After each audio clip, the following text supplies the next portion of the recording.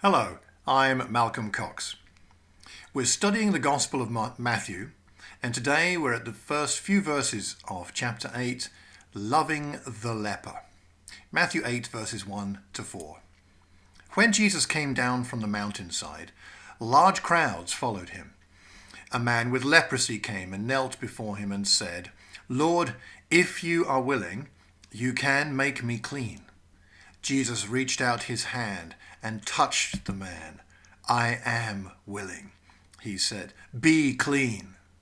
Immediately he was cleansed of his leprosy, and then Jesus said to him, "See that you don't tell anyone, but go, show yourself to the priest, and offer the gift Moses commanded as a testimony to them." Now this man with leprosy is linked with the next two stories. They are all people representing groups excluded from full participation in society of the time. A leper, a Gentile, and ultimately a woman. They come to Jesus one after the other, and Mark sees a significance in this. He records these stories, at least in part, to remind us that Jesus cares about the marginalised and the people that we or some might not think he cares about. What can we learn from this, the first person presented to us here? Firstly, we learn that he had tremendous courage. The Bible prescribed quarantine from the rest of society for a leper. Leviticus 13. Anyone who's with such a defiling disease must wear torn clothes, let their hair be unkempt, cover the lower part of their face, and cry out, "Unclean, unclean." As long as they have the disease, they remain unclean. They must live alone. They must live outside the camp. Therefore, it was at least uncomfortable and perhaps dangerous for the leper as he made his way through the crowd to find Jesus. He is not supposed to be there. Some people think they are not supposed to be at church even today. They think they are too sinful to be in such a pure community. If only they knew us, the real us. How reassured they would be.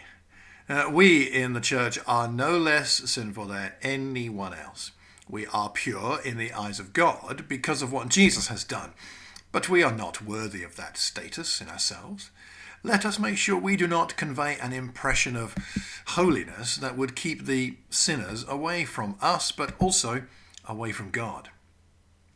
Not only do we see his great courage, but we see this man's faith. He had great faith. Someone said that this man's faith was iffy. If you are willing, you can make me clean.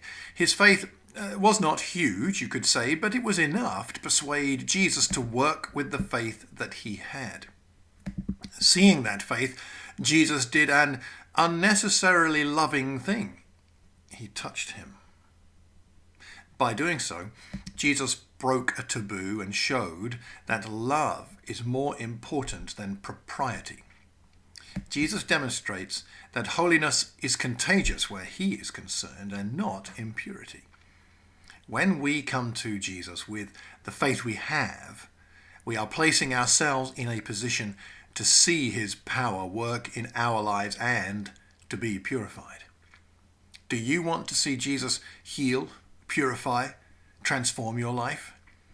If you take the courage that you have and the faith that you have and present them to Jesus, I believe you will see him change your situation. He wants to be near you. He wants to touch you.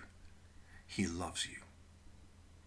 Well, next time we'll go on to look at the next part of Matthew chapter 8. But until then, I hope you have a wonderful day and God bless.